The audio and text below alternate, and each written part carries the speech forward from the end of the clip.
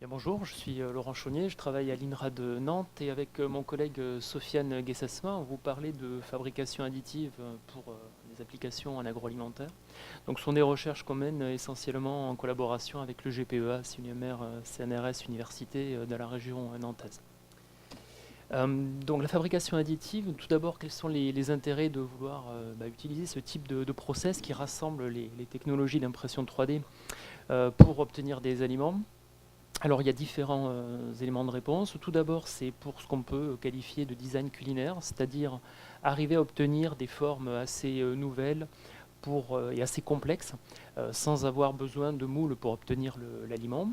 Un deuxième point, c'est l'obtention de textures nouvelles aussi, selon le gradient de matériaux qu'on va déposer quand on va fabriquer couche par couche l'aliment. Et enfin, un dernier type d'intérêt, c'est pouvoir maîtriser le relargage de nutriments, de composés d'intérêt, éventuellement de principes actifs pour des applications qui sont plutôt liées aux pharmaceutiques, aux nutritionnelles, donc liées aussi à l'alimentaire.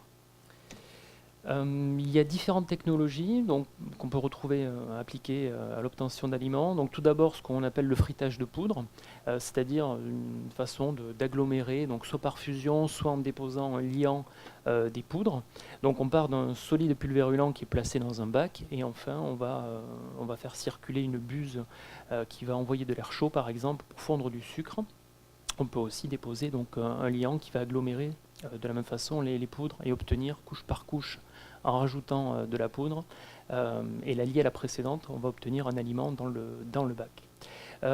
Enfin, donc, ce sont les exemples qui sont sur les figures C et D. On peut obtenir aussi par extrusion de pâtes céréalières ou de chocolat fondu par exemple, toujours de la même façon, en superposant des couches, on peut obtenir donc un aliment. Moi, je vais vous parler d'un troisième type de procédé qui est vraiment issu de la mise en forme de matériaux thermoplastiques traditionnellement synthétiques et l'appliquer donc à des biopolymères comestibles dans notre cas. Le gros avantage, c'est qu'on a peu de matière perdue et on a une maîtrise de la structure imprimée parce qu'on va figer très rapidement la pièce qui est imprimée 3D. Donc la technologie s'appelle le dépôt de fil fondu. On retrouve souvent l'acronyme FDM pour Fuse Deposition Modeling. C'est la plupart des imprimantes qu'on va retrouver à domicile en fait, pour des polymères thermoplastiques pour le moment. Voilà, donc évidemment, dans le cas de biopolymères, ça nécessite des formulations qui sont à mettre au point et adaptées, et c'est ce sur quoi on travaille. Alors je vais justement faire un focus sur cette technologie, c'est-à-dire on va partir classiquement d'un filament qui est extrudé, donc sous forme d'une bobine, qui va servir à alimenter dans un deuxième temps la buse de l'imprimante 3D.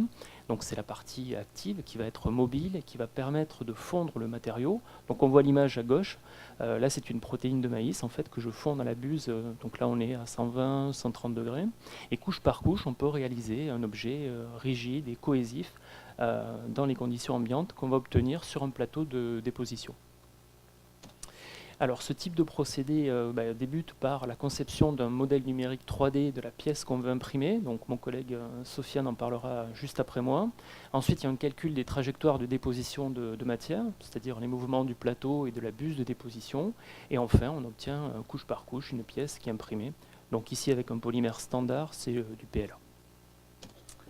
Donc nous, le biopolymère modèle sur lequel on travaille est extrait de grains de maïs, donc c'est un coproduit de l'amidonnerie, c'est à peu près 3 à 5% de la masse sèche des grains, et on peut, par un procédé thermomécanique tel que l'extrusion, obtenir un filament thermoplastique à partir de cette matière première. L'enjeu des recherches, en fait, c'est d'arriver à mettre au point des compositions à base de ce biopolymère modèle pour viser des propriétés thermomécaniques qui correspondent aux critères d'imprimabilité de ce type de procédé d'impression 3D, c'est-à-dire notamment des propriétés thermomécaniques qui sont adaptées. C'est ce que j'ai résumé sur le graphe à gauche, avec l'évolution de ce qu'on pourrait appeler la rigidité du matériau en fonction de la température. Donc à l'ambiante, on a un état vitreux de ce biopolymère amorphe. Il va franchir, quand on va le chauffer, une transition vitreuse. Donc on va avoir un amollissement de ce matériau et un écoulement qui est possible à des températures de l'ordre de 120 à 130 degrés, selon les compositions qu'on met au point. Donc nos recherches concernent différents aspects. Il y a une partie rhéologie de la matière fondue, une partie adhésion, et puis travailler sur les différents composés pour arriver à plastifier cette matière première pour obtenir des pièces comestibles imprimées 3D. Maintenant, je vais laisser la parole à Sofiane sur l'aspect modèle numérique. Merci Laurent pour cette première introduction. Alors en fait, donc, quand on parle un peu d'impression 3D, on est vraiment dans les nouvelles technologies. Et un des aspects qui retient beaucoup l'attention, qui n'est pas forcément évident dans l'essence des aliments ou dans l'industrie agroalimentaire, c'est tout ce qui est en rapport avec l'utilisation d'ingénierie inverse, mais dans un sens assez particulier.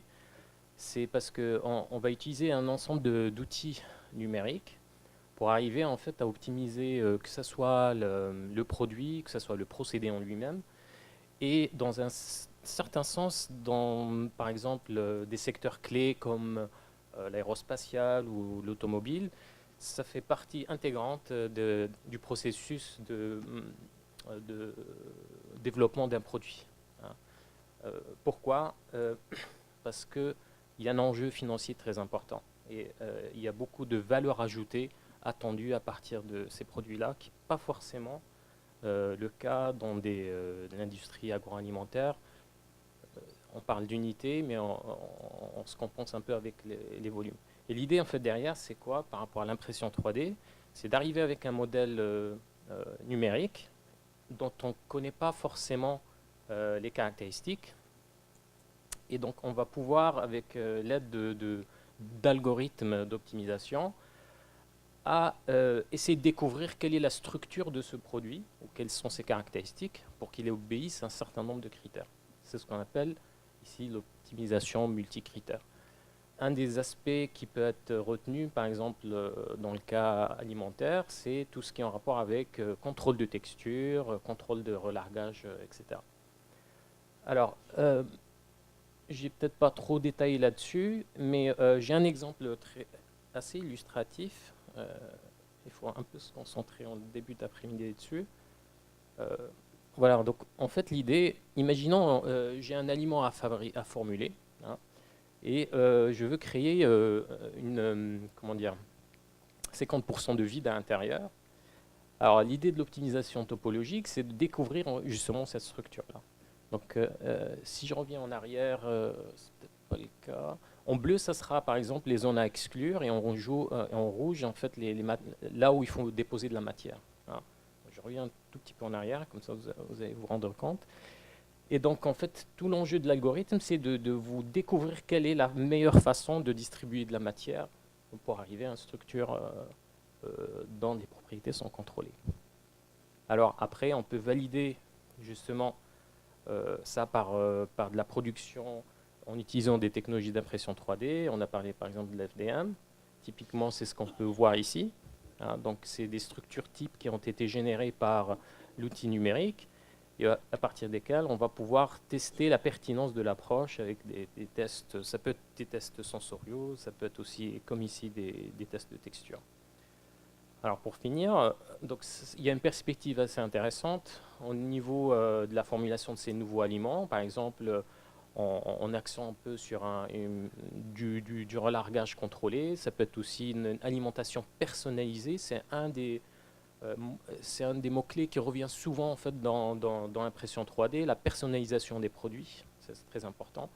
Alors, une des limites de la chose, c'est que effectivement, on ne va pas pouvoir faire des volumes assez importants.